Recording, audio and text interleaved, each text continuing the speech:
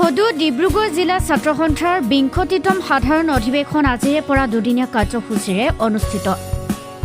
সদৌ ডিব্ৰুগড় জিলা ছাত্ৰ সন্থাৰ ২০তম সাধাৰণ অধিৱেশন আজিৰ পৰা দুদিনীয়া কাৰ্যসূচীৰে অনুষ্ঠিত হয়। আজিৰে পৰা অনুষ্ঠিত টেঙাখাত আঞ্চলিক ছাত্ৰ সন্থাৰ উদ্যোগত আৰু টেঙাখাতবাসী ৰাইজৰ সহযোগত দুদিনীয়া কাৰ্যসূচীৰে অনুষ্ঠিত হয় টেঙাখাত মহাবিদ্যালয়ৰ খেলপথাৰত।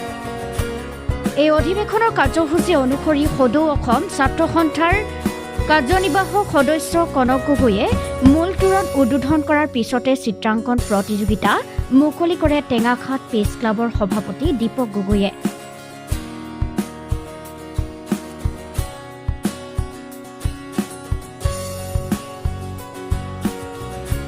গ্ৰন্থ আৰু বাণিজ্য মেলা উদ্বোধন কৰে সদৌ ডিব্ৰুগড় জিলাৰ ছাত্ৰ সন্থাৰ উপদেষ্টা অনিল গগৈয়ে।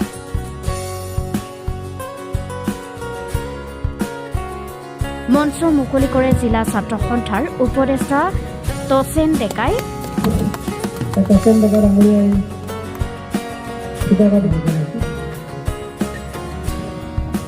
ছাত্ৰ ছাত্ৰীসকলৰ সৰ্বাংগীন বিকাশৰ বাবে মাতৃভাষা মাধ্যম শ্ৰেষ্ঠ মাধ্যম বিষয়ৰ ওপৰত অনুষ্ঠিত তৰ্ক প্ৰতিযোগিতা সঞ্চালনা কৰে টেঙাখাত মহাবিদ্যালয়ৰ সহকাৰী অধ্যাপক ডক্টৰ চিন্ময় ডেকাই।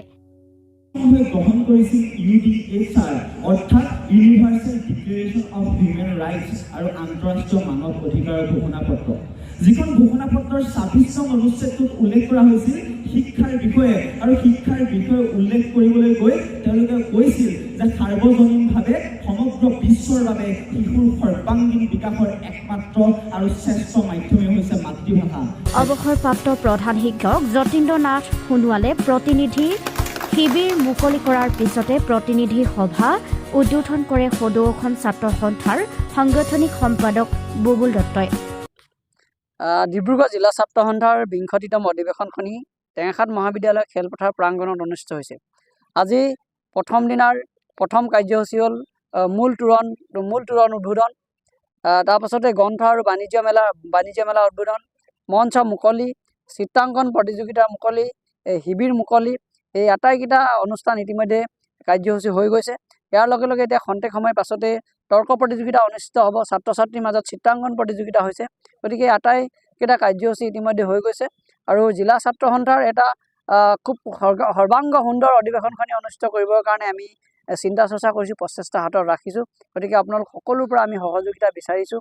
অহা খন্তেক সময়ৰ পাছতে প্ৰতিনিধি সভা হ'ব। ইয়াত ডিব্ৰুগড় জিলাখনৰ 15খন আঞ্চলিক আৰু বিশ্ববিদ্যালয় গোট, বিশ্ববিদ্যালয় আছু গোটকে আদি কৰি এই প্ৰায় 16টা গোটৰ পৰা ইয়াত প্ৰতিনিধিসকল 500তকৈ অধিক প্ৰতিনিধি অংশগ্ৰহণ কৰিব। তাৰ পাছতে প্ৰতিনিধি সভা আৰম্ভ হ'ব। গতিকে আমি সকলো ৰাইজৰ সহযোগিতা বিচাৰিছোঁ।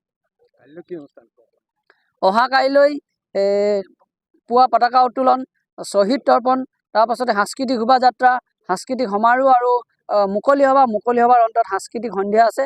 গতিকে এই আটাইকেইটা অনুষ্ঠান খুব সুন্দৰকৈ অনুষ্ঠিত কৰিবৰ কাৰণে টেঙাখাতবাসী ৰাইজৰ আমি সহযোগিতা বিচাৰিছোঁ।